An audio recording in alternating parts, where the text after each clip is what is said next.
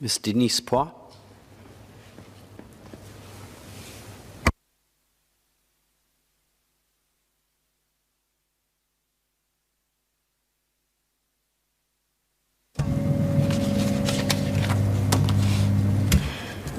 Deputy Speaker, sir, I support the proposed amendments to the Mental Capacity Act. The amendments primarily provide for lasting power of attorney, LPAs, to be made and registered online through the formation of what PALSEC calls OPGO, an Office of the Public Guardian online electronic system. Now, there are good reasons for this change. One, to cope with the rising LPA volume, which has increased ninefold from 2,681 in year 2014 to close to 25,000 in 2019. Two, to enable a faster and more convenient process.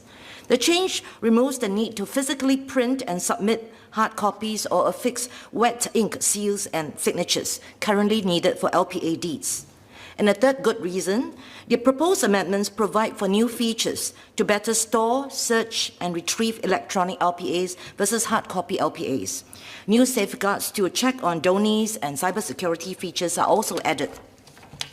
Now, these changes bode well for Singaporeans who were previously deterred by the longer and more cumbersome process, and especially for those who are IT savvy who can self-help. However, I would like to highlight 4 concerns which I hope the Ministry can address. Concern number 1, the underlying inertia of Singaporeans in making an LPA. So I fear that the amendments will not address the underlying cause of inertia of Singaporeans in making an LPA. Despite the encouraging increase in the number of LPAs registered, more than 20,000 annually in recent years, the total number remains relatively low compared to the population which is eligible. The data-based testimony support this concern. More than 1 million Singaporeans are above the age of 55.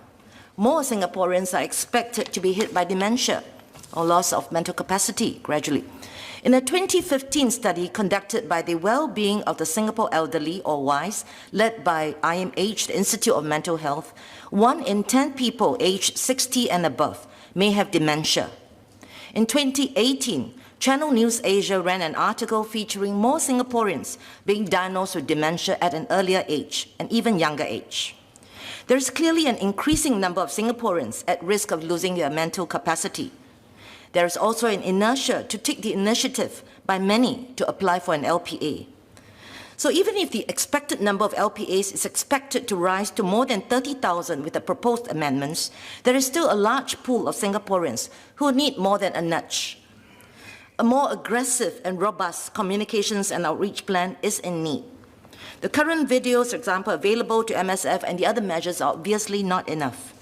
So I strongly advise the development and implementation of a comprehensive communications and outreach plan covering A, the different target audiences, the demographics and so forth, B, analysis of their communication style, their language, channels of communication, C, ways by which they can be reached through an effective mix, marketing mix or communication mix of TV, radio, print, grassroots workshops, volunteer workshops, and incentive programs. Concern number 2, the vulnerable and the need to include and protect their interests. So some members of society who most need an LPA are the least likely to apply for an LPA. They may be the less educated, not defined by one's paper qualifications, who may not understand the concept or need for an LPA. They may be the less technically savvy who are averse to the use of SingPasses, electronic signatures, and so forth. In an IMDA survey of 2019, it was revealed that 58% of residents above the age of 60 are internet users compared to 89% for all residents, a percentage point difference of about 30%. Then there are persons with disabilities who are differently able, and they are different. Some may have mental capacity but will still need help to understand and complete the process of LPA application and registration. Some may not pass the test for full mental capacity as stated in the MCA in the Act. Example, that is to understand, to be able to retain information, to weigh decision, and to communicate. They and all their caregivers will need advice and guidance on whether LPAs are relevant or whether deputies should be appointed to protect them. there is an obvious need to seriously invest in a track for the vulnerable. I suggest that the Ministry considers the following options to ensure that the vulnerable are included and protected. 1, to set up specific LPA clinics at the major community centers staffed by trained professionals with technical knowledge and or language fluency that's required. Much like the vaccination centers, albeit at a smaller scale. These can be permanent for bigger towns for a longer period, or they can be mobile LPA clinics to serve smaller precincts. And the second is to consider adopting a parallel run, allowing for a coexisting physical and online system until our nation is more ready to go fully online in this matter. Concern 3, certificate issuers. One important party to the process of LPA application is the certificate issuer, or CI.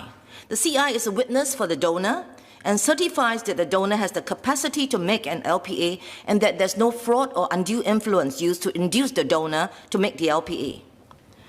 The current Act states that the LPA CI certificate issuer must be either 1, a medical practitioner accredited by the public guardian, or a practicing lawyer, or a registered psychiatrist. Just 3 professions. Findings in countries such as Hong Kong, for instance, have shown that many do not approach these professionals for various reasons.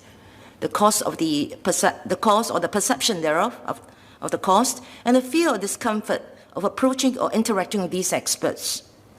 Now, legislation in England and Wales, of which the Singapore MCA is modeled after, provides for a certificate provider to be someone a donor knows well, so I think that's a bit broad and general, and I don't support that. But they also include professional persons, such as one of the following: either a registered healthcare professional, a solicitor, barrister, or advocate, a registered social worker, or an independent mental capacity advocate. So the professional pool is larger than that in Singapore. So whilst technical qualification is a proxy of a CI's competency, it is only one of several competencies required of a good CI. A responsible CI should be able to and is interested in detecting the donors who are vulnerable, unduly pressured, or influenced into giving power to certain donees.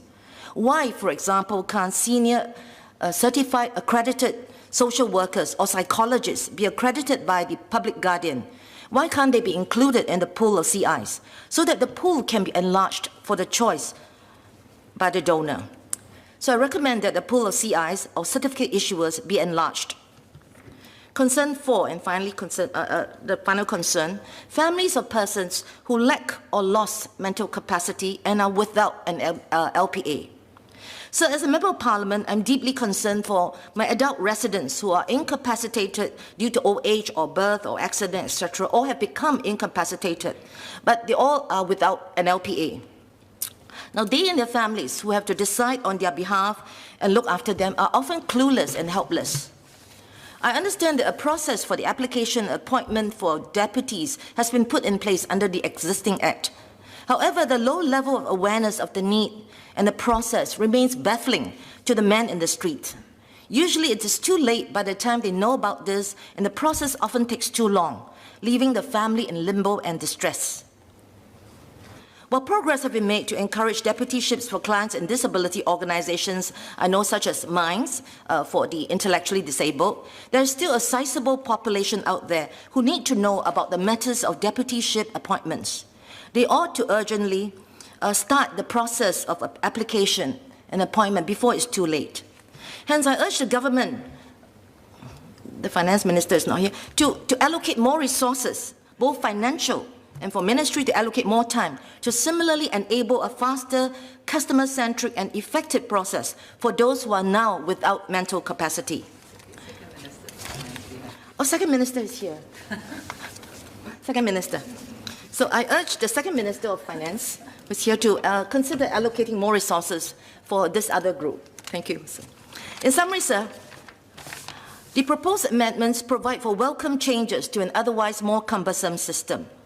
I have listed 4 major concerns and provided recommendations for the Ministry's consideration. Resources will be needed, but they will be monies and time well spent, well invested. The cost of not investing in this important life planning tool will most certainly be higher later. Deputy Speaker, sir, I support the proposed amendments.